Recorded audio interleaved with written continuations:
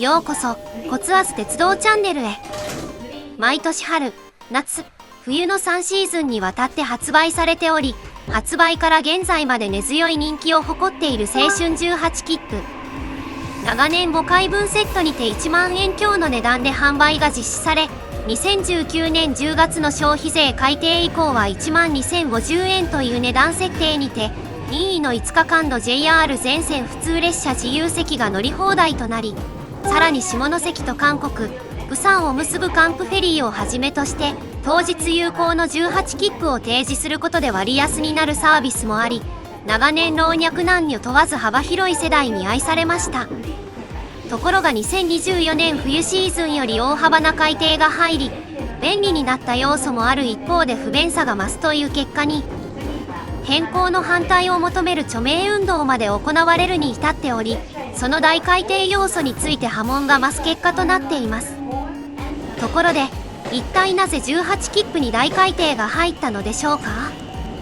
今回の動画では、青春18切符に大改定を入れた理由について、昨今の事情なども踏まえた上で解説・考察をしていきましょう。それでは、本編へどうぞ。2024年夏季までの青春18切符の概要。は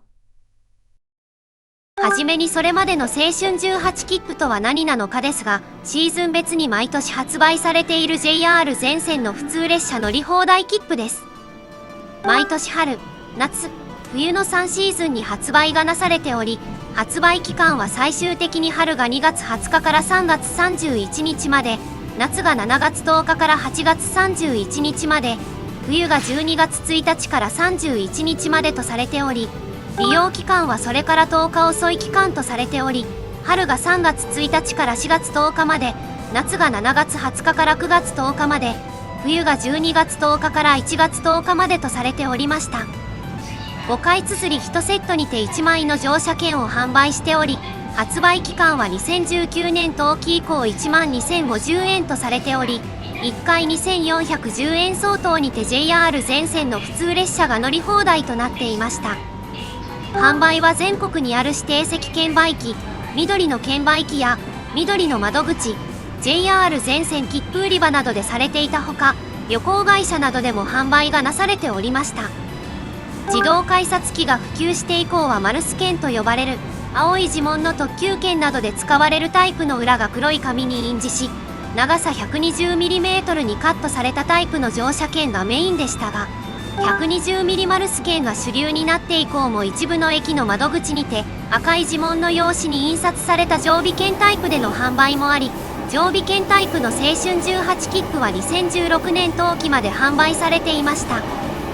利用日付は有人駅の駅係員にスタンプを押印してもらうか、乗車した列車の車掌及び車掌業務を行う運転士の手により、乗車員と日付を当日記入することで指定されるものとされ、有効期間は日付記載日の0時から24時まで有効であり、日付をまたいで運転される列車の場合は、記載された日付の当日0時を過ぎて最初に停車する駅まで有効とされました。ただし東京及び大阪で設定されている電車特定区間では、0時を過ぎても当日の終電まで利用することが可能でした。また同一工程を利用するという条件のもと、複数人でこの切符を利用するということも可能とされ、その場合は利用者分の日付をその場で押印または記入する形となります。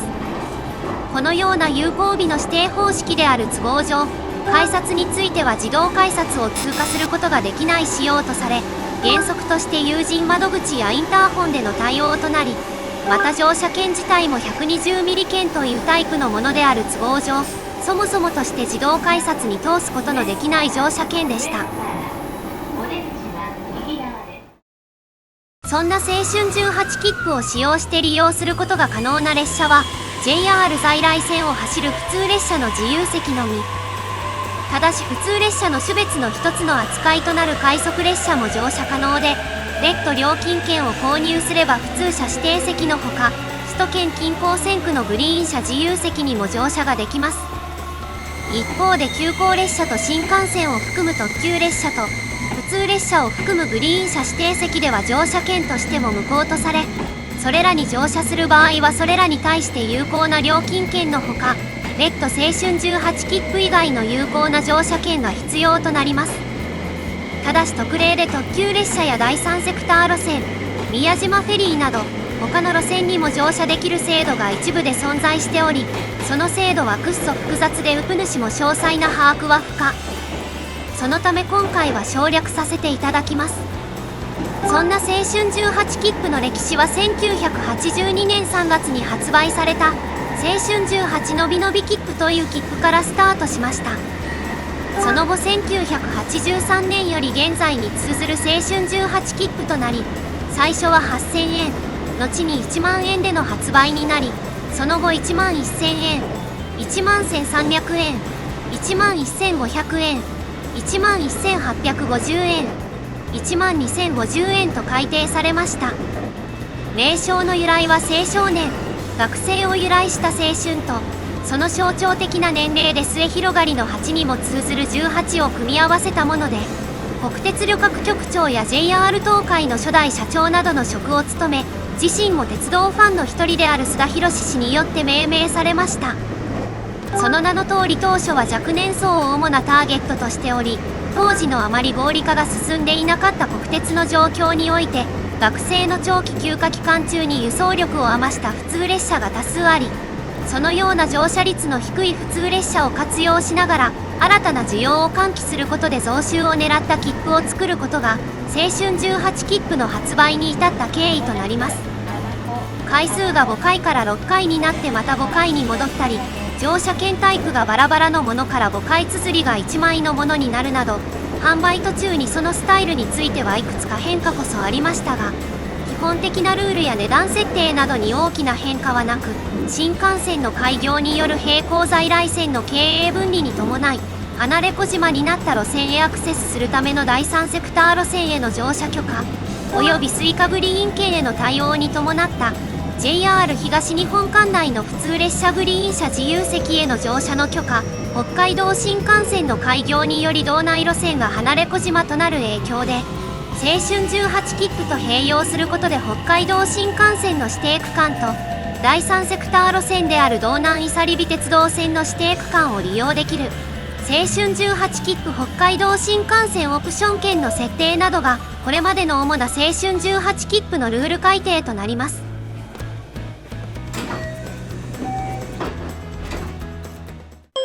2024年冬季以降の青春18切符のルール改定部分を見る。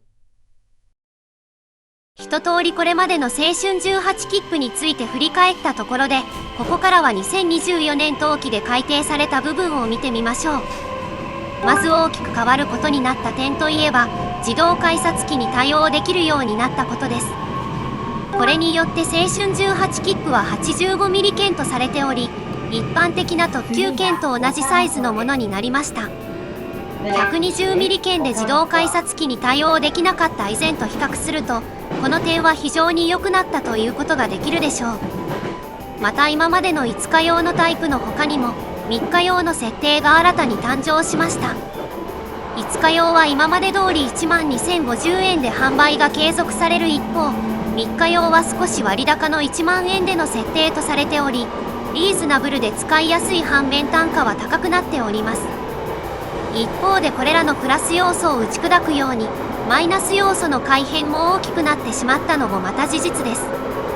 これまでの18切符は1回ごとに日付指定できたのですが、今後は購入のタイミングで日付をあらかじめ指定し、その指定日から3日または5日連続で使用できるスタイルへ。これに伴って発売期間についても変更となっており、冬用においては12月1日から31日までの販売とされていたところ、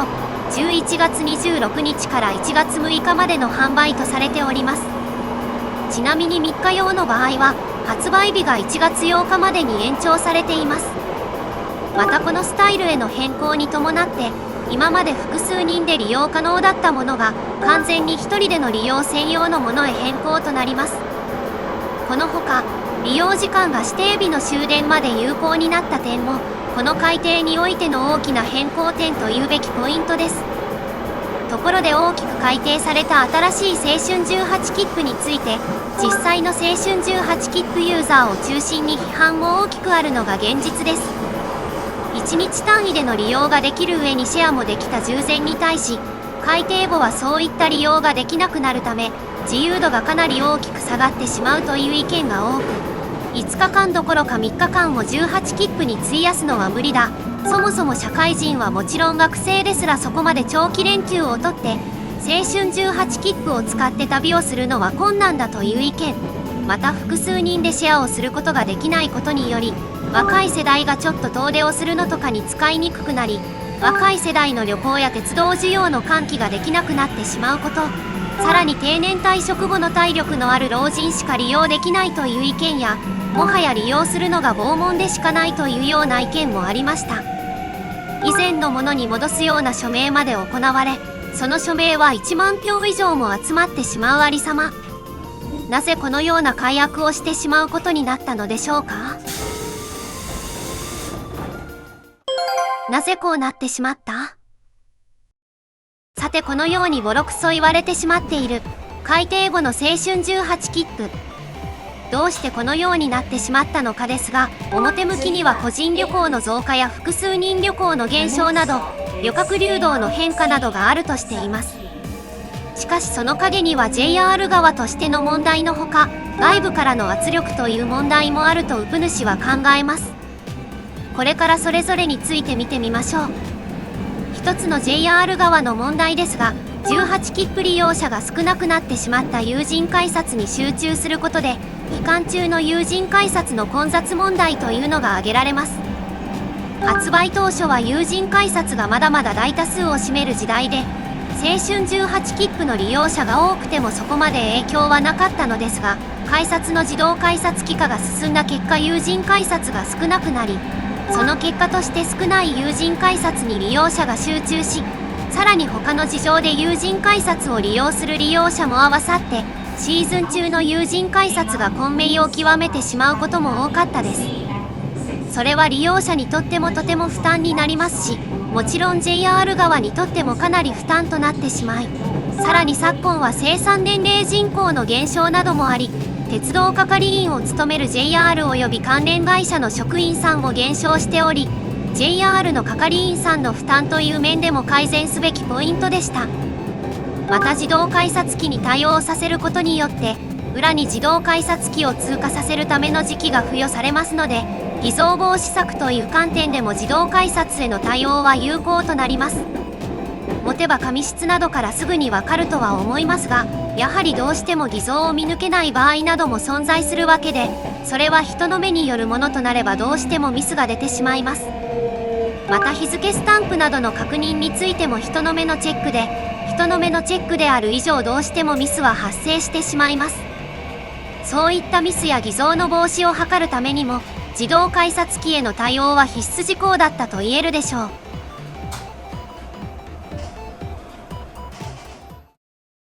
そして一番大きな問題として、クレジットカード現金化の問題があると考えられます。このクレジットカードの現金化というのは主に2種類あり、一つは現金化を行う業者から安価な商品を高価な金額で購入し、購入特典として業者からキャッシュバックを受け取る方法。この手法を用いたクレジットカード現金化のことをキャッシュバック式と言います。そして従前の青春18切符をはじめとした JR などの鉄道会社における切符類で問題になることが買取式と呼ばれるクレジットカード現金化手法です。これはショッピング枠を利用して換金性の高い商品を購入し、新たに現金を手に入れる手法のことを言います。ところでこういった手法によるクレジットカードの現金化は日本の法律上では違法ということにはなりませんが、金融庁が認めていないため何らかの法律で罰せられる可能性があります。そして通常現金が必要になった際に使うのはクレジットカードのキャッシング枠と定められているので、これらはカード会社の規約違反になります。また購入した青春18切符を他社に転売、譲渡するなどの行為は JR の旅客運送規則に違反してしまう可能性も指摘されます。ところで皆様も金券屋を覗いてみると、青数回使った後の余りの青春18切符だけではなく、未使用の18切符が若干安く売っていたのを見たことありますか？あれこそクレジットカード現金化の手法の一つと言えるのです。そしてここ近年のクレジットカード発行会社各社は、このクレジットカード現金化問題についてかなり敏感になっております。たとえ合法でもクレジットカード会社の規約に違反する行為であり、もし発覚すると最悪の場合会員資格が停止となってしまい、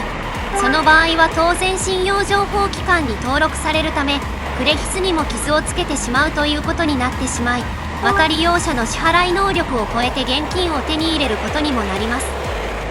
そういったクレジットカード現金化の防止に関して、昨今クレジットカード発行会社は各社とも対策を強化しており、そのような圧力は JR 各社にもあったのではと容易に想像できます。実際に近年の回数券の廃止などについても、鉄道会社の収益力が落ちてきてしまった問題などの他にも、クレジットカード現金化の防止策を打つように、クレジットカード発行会社から促しがあった可能性も指摘されます。そうなると数回分連続、かつ日付事前指定とすることで、クレジットカード現金化に使われるリスクは軽減されるため、一応は対策ができることになります。このほか JR の自動改札へ対応させるためには、日付を事前に指定させないといけないという使用上の問題もあること、同様にクレジットカード現金化の防止のためには、バラ売りとすることも難しいという問題もあるので、これらもこのような仕様に影響したと考えられます。青春18切符の代替として使える切符は、このように使いづらくなってしまった青春18切符。ところで青春18切符の代わりに使えるような JR 各社が発売するフリーパスとしてはどのようなものがあるでしょうか？最初に広域系のものでいくつか紹介します。この代表的なものとしては北海道&東日本パスがあり、青春18切符シーズンとおおむね同じ期間に 11,330 円で発売されます。青春18切符とほぼ同じ効力で指定日から連続7日間有効で、 JR 北海道 JR 東日本の18切符で乗車できる列車や、18切符でも利用ができる気仙沼線、大船渡線 BRT のほか、青い森鉄道、IGR 岩手銀河鉄道、北越急行にも乗車ができ、さらに北海道新幹線も 4,500 円のオプション券を買わずに乗車が可能。道南伊佐リビ鉄道線への乗車についてはできないのですが、北海道新幹線の利用区間はオプション券では新青森、彦内間、かつては奥津軽今別、彦内間だけだったのに対し、こちらでは新青森、新函館北斗間全区間にて利用可能で、必要な料金券も利用区間の特定特急券だけでよく、新青森、新函館北斗間では 4,000 円で済むことになります。そして次の代表例として、旅名人の九州満喫切符があります。こちらは発売開始日から3ヶ月以内の任意の日に1回ずつ、合計3回分に指定したエリアの乗降が可能な切符で、お値段は1枚11,000 円となります。青春18切符で利用できる JR 九州各線のほか、西鉄電車や福岡市地下鉄などをはじめとした九州島内にある16の私鉄会社線で利用することができます。次に週末パス。北東北エリアなど一部地域を除いた多数の JR 東日本各線と JR 東日本の路線に接続する一部の私鉄会社線で利用でき、2日連続でお値段は大人8,880円、小に2,600円となります。別途料金券を購入すれば新幹線や特急列車も乗車できますが、利用開始日の前日までに購入必須で当日購入は不可能な点と、土日を中心とした週末しか使えない点がネックポイントです。次にバースデイ切符。バースデイ切符は誕生日が含まれる月に JR 四国管内の全線で指定日から連続3日間乗り放題となる切符で、普通車自由席用とグリーン車用の2種類があります。お値段は普通車自由席用が 12,000 円であり、グリーン車用が 15,000 円となっております。このほか JR 四国では比較的フリーパスが充実しており、25歳以下限定の若者限定四国フリー切符などをはじめ、魅力的な館内フリーパスが多数存在しております。続いて北海道フリーパス。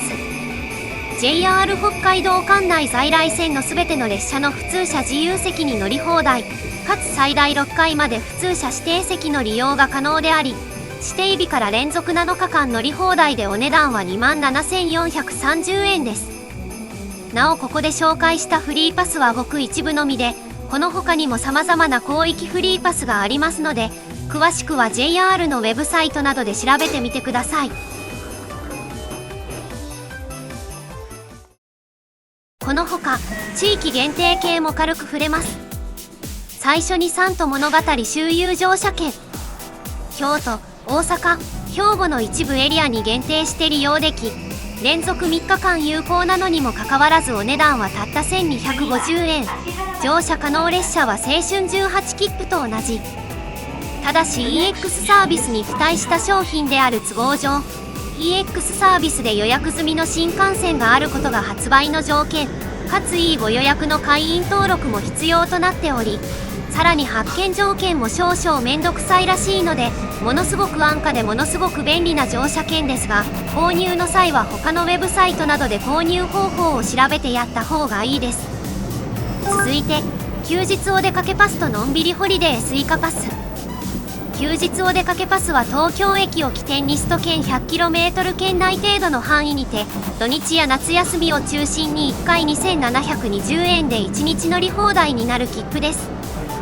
のんびりホリデースイカパスはこの実質的スイカ版で、スイカで利用できるように一部効力を変更したもので、効力はほぼそのまま、値段は50円安い2670円となっています。休日お出かけパスとのんびりホリデースイカパスですが、新幹線と久留里線に乗れるか否か、東北新幹線の東京小山間と上越新幹線の東京本庄早稲田間、そしてスイカエリアに含まれない久留里線について、休日お出かけパスでは乗車することが可能なのですが、のんびりホリデースイカパスはスイカ乗車券の使用の問題で、これらに乗車することができなくなってしまっております。ちなみにのんびりホリデースイカパスのメリットは、モバイルスイカ愛用者であればスマホいじいじしてすぐ購入できるところ、また乗り越し分は自動的にスイカのチャージ額から引き落とされるため、別途乗車券を買ったり着駅で精算処理をせずともエリア範以外の駅に行きやすい点もメリットの一つです。一方でのんびりホリデースイカパスについては、スイカ定期券の機能を使う形で利用ができるシステムのため、有効期限内の定期券が付与されたスイカへの機能付与は不可。また新幹線や久留里線に乗車する機会がある場合は、自動的に休日お出かけパス一択の選択肢となるため、ご自身の当日の旅行スタイルなどで両者は使い分けるべきです。このほか JR 東海の青空フリーパスや休日乗り放題切符、 JR 東日本ではエチボワンデーパス、エチボ2デイパス、仙台丸ごとパスなどに代表される各種フリー切符があり、それらについては JR 各社のウェブサイトを拝見の上で、あなたにお見合いの切符を探してみてください。さらに JR 西日本管内では旅はやウェスターのサイト上において、様々なエリアに対応したお得なデジタル切符が売っております。そのため JR 西日本エリアで JR 線に乗りまくりたい場合、まずは旅はやウェスターのサイトを覗いてみましょう。あなたの旅行にくっそ最適な便利な切符がたくさん見つかると思います。今後青春18切符はどうなっていく？最後にこの青春18切符がどうなるのかですが、ウプ主は QR コードの乗車券が実用化して普及したあたりで、何らかの改善、様式変更などがあると考えます。QR コード乗車券であれば既存の枠組みにとらわれず、新しい様式にも柔軟に対応することが可能と考えられ、今までの18切符の様式にも対応できる可能性があり、さらにデジタル切符での発売を原則とすることで、クレジットカードの現金化防止対策を打つことができると同時に、偽造防止対策も可能とすることができると考えられます。この改定によって不可能になった複数人利用についてもアカウント間における権利付与などの仕組みなどを活用すれば、これについても比較的容易に対応が可能とみられます。さらに今までの青春18切符と同様に、乗車日についてもその場にてスマホで設定が可能になる可能性も秘めています。結果として QR コード式の青春18切符となった段階にて、今までのような使い勝手に戻る可能性もあるのではとウプ主は考えております。そのため QR コードを利用した乗車券が実用化でき、それが自動改札の更新などによって現在の次期乗車券に代わって普通乗車券において各社で広く普及したタイミングで、もしかすると青春18切符についても何らかの変化があり、利用者にとっていい方向で改善されるかもしれません。なので現在の青春18切符は冬場ということもでき、 JR 各社も今後逐一改善見直しを図っていきたいとしています。このまま廃止されるのではないかとも噂されていますが、おそらくそういうことはないのではと考えており、一時的に売上の減少こそ発生するかもしれませんが、 QR コード式乗車券の普及とともに何らかの変化があり、そのタイミングでいい方向に変化があるのではとウプ主は考えており、現状は不便な乗車券となってしまったのは事実として、今後の JR 各社の対応にも注視していく必要もあるでしょう。いかがだったでしょうか。今回の動画をご覧いただいたことによって、青春18切符の大改定がどうして解約という形になってしまったのか、その理由について、それまで5回任意に使えたのが5日間または3日間連続となってしまい、さらに複数人での利用もできなくなってしまった結果、そもそもとして使いづらい切符になってしまったこと。この改定の理由としては偽造防止対策や省力化、自動改札への対応における JR の自動改札の使用上の問題などが背景にあると考えられること。しかしそれ以上にもっと重要な事柄が背景にあると考えられ、それはクレジットカードのショッピング枠現金化防止があると考えられること。クレジットカード現金化防止については JR の事情というよりはクレジットカード業界からの圧力が強く関わっていると考えることができ、この仕様とすることでクレジットカード現金化問題に阻止をかけることができることも理由に考えられること。